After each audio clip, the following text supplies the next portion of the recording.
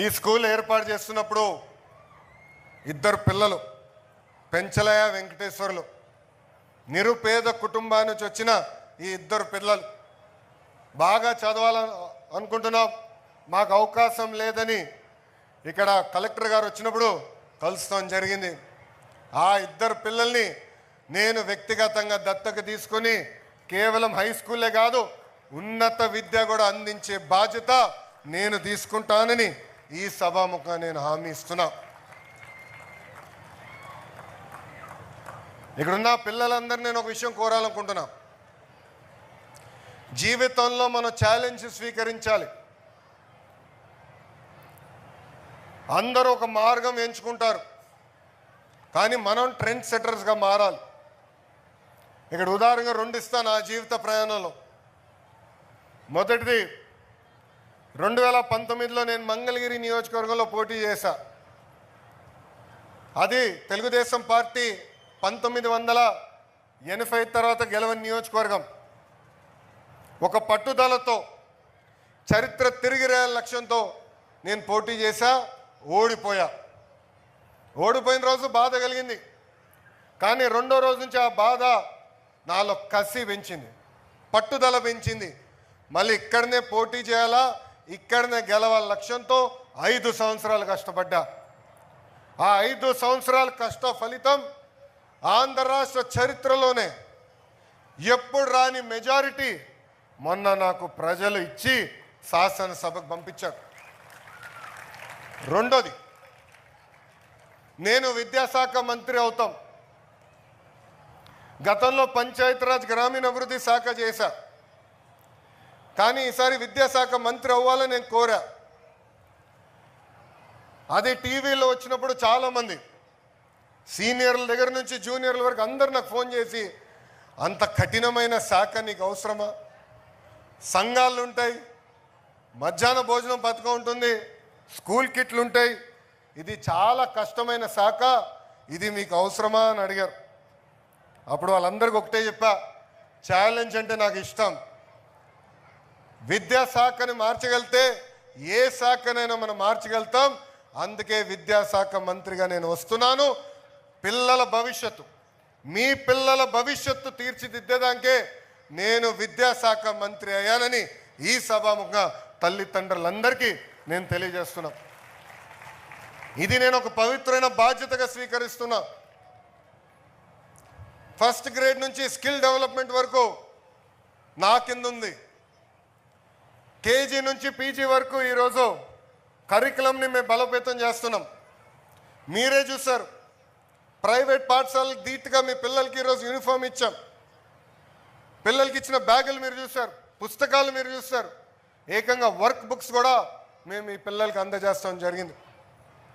Uniform కానీ shoes వరకు కూడా ప్రతిదీ చూసి ఈరోజు మీ పిల్లలకి మేము అందజేశాం. ఇంతేకాదు, ప్రతి సంవత్సరం 2 సార్లు తల్లిదండ్రులు ఉపాధ్యాయులు పిల్లలు కూర్చుని మాడుకోవాలి. ఈ నెల జూలై 10న మొదటి మెగా పేరెంట్ టీచర్ మీటింగ్ జరగబోతుంది. మళ్ళీ తిరిగి డిసెంబర్లో కూడా పెడతాం.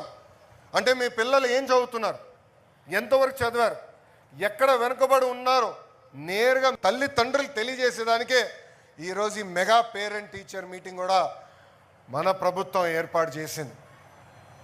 ఇక్కడతో వదిలిపెట్టాం. పిల్లలకి టెక్నాలజీతో జోడించాలి, మెరుగైన టెక్నాలజీ అందించాలి, ప్రపంచంలో జరుగుతున్న మార్పులు తెలియజేయాలి లక్ష్యంతో కంప్యూటర్ ల్యాబులు కూడా ఏర్పాటు చేసే దిశగా మన ప్రభుత్వం పనిచేస్తుంది.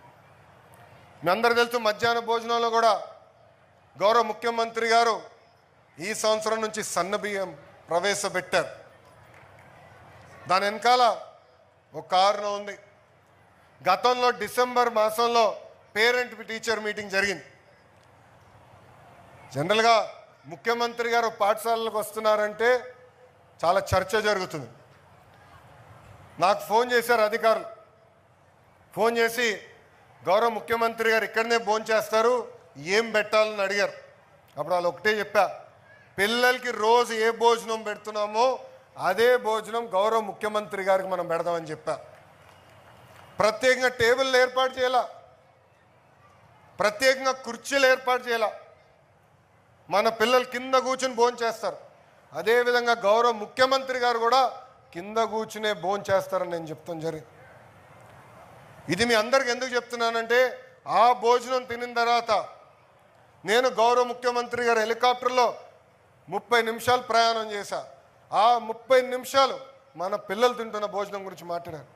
ఆయన నాకు తెలియజేశారు, అన్నం బాలేదు, నాకేం నచ్చలేదు, ఇది మీరు మార్చాలి, పౌష్టిక ఆహారం పిల్లలకి అందజేయాలి లక్ష్యం అని ఆయన చెప్పారు. అందుకే ఈరోజు సన్న బియ్యం కూడా మీ పిల్లలకి అందిస్తాం కూడా జరిగింది. నేను విద్యాశాఖ మంత్రి అయినప్పుడు మంత్రి నారాయణ మాస్టర్ గారు వచ్చిన పక్కన కూర్చున్నారు. ఆయన లక్ష్యం ఒకటే, ప్రభుత్వ పాఠశాలను బలోపేతం చేయాలి, మెరుగైన విద్య ప్రభుత్వ పాఠశాలలో అందజేయాలని. అందుకే నా పక్కన కూర్చుని ఆయన ఒకటే ఒక మాట చెప్పారు, మీరు ఎన్ని సంస్కరణలు తీసుకొచ్చినా ఒక్క క్లాస్ ఒక టీచర్, అంటే ఒక్క క్లాస్ ఒక టీచర్ తీసుకొస్తేనే ప్రభుత్వ విద్యా వ్యవస్థ మెరుగుపడుతుందని చెప్పారు. మన ప్రభుత్వ అధికారులు వచ్చినప్పుడు కేవలం 1200 పాఠశాలలు ఉంటే ఈరోజు నేను గర్వంగా చెప్తున్నా 9600 పాఠశాలలో 1 క్లాస్ 1 టీచర్ ఈరోజు మేము అందిస్తాం కూడా జరిగింది. మెగా డిఎస్సి ఏర్పాటు చేశాం, ఉపాధ్యాయుల పోస్టులను భర్తీ చేస్తున్నాం. మొదటి విడతలో 16,347 పోస్టులు కూడా మేము భర్తీ చేస్తాం జరిగింది. రాబోయే రోజుల్లో కూడా పోస్టులని ఒక పద్ధతి ప్రకారం భర్తీ చేస్తామని తెలియజేస్తాం జరుగుతుంది. ఉపాధ్యాయులు కూడా తెలుసు, మీకోసం ప్రత్యేకంగా టీచర్ ట్రాన్స్ఫర్ యాక్ట్ తీసుకొచ్చా, సీనియారిటీ లిస్ట్ ఫిక్స్ చేశాం. ఎప్పుడు లేని విధంగా మీరు ఎవరు చుట్టూ తిరగాల్సిన అవసరం లేని విధంగా ఏకంగా మొన్న దాదాపు 4,477 ఉపాధ్యాయులకి ప్రమోషన్ ఇచ్చాం. ఆన్లైన్ మెకానిజం ద్వారా 66,000 మంది ఉపాధ్యాయులు కూడా ప్రభుత్వం ట్రాన్స్ఫర్ చేసింది. ఒక వాల్యూ బేస్ విద్య చాలా చాలా అవసరం. ఎంత ఇంజనీర్ అయినా, డాక్టర్ అయినా, ఐఏఎస్ అధికారి అయినా, ఐపీఎస్ అధికారి అయినా, రాజకీయ నాయకుడు అయినా కూడా విలువలు చాలా అవసరం. మన పిల్లలకి ప్రత్యేకంగా విలువలు అందించేదానికి గౌరవ ముఖ్యమంత్రి నారా చంద్రబాబు నాయుడు గారు శ్రీ చాగంటి కోటేశ్వరరావు గారిని అడ్వైజర్గా నియమించి ఆయన రూపొందించిన పుస్తకాలు, వీడియోలు కూడా ఈరోజు మీ పిల్లలకి అందజేస్తాం జరుగుతుంది. దాంతోపాటు గౌరవ ఉప ముఖ్యమంత్రి పవన్ అన్న కూడా పదే పదే మొక్కలు నాటాలి, చెట్లు పెంచాలి, ఆ చెట్లు మనం కాపాడాలని చెప్తాం జరుగుతుంది. అందుకే మీ పిల్లలందరూ కూడా గ్రీన్ పాస్పోర్ట్ అని మేము ఇవ్వబోతున్నాం. ఆ గ్రీన్ పాస్పోర్ట్లో ఒక చెట్టు నాటి 3 సంవత్సరాలు ఆ చెట్టును కూడా కాపాడాల్సిన బాధ్యత మీ పిల్లలపైన ఉంటుంది. మీ పిల్లలు ఆ చెట్టు కాపాడిన తర్వాతనే ఉపాధ్యాయులు పాస్పోర్ట్ పైన సంతకం పెడతాం జరుగుతుంది. నేను విద్యాశాఖ మంత్రి అయిన వెంటనే ఫస్ట్ సెకండ్ క్లాస్ పుస్తకాలు చూసా. దాంట్లో ఇంటి పనులంతా ఆడవాళ్ళే చేస్తూనే ఉన్నాయి. నేను మా అధికారులు చెప్పా, చిన్న వయసులో నాకు పెళ్ళయింది, నేను బ్రహ్మని అమెరికాకి వెళ్ళినప్పుడు ఇంటి పనులు సమానంగా చేశాం, అంటే 50-50. అందుకే ఈరోజు పాఠశాల పుస్తకాల్లో కూడా ఇంటి పనులు 50% మగవాళ్ళు చేసే ఫోటోలు ఉన్నాయి.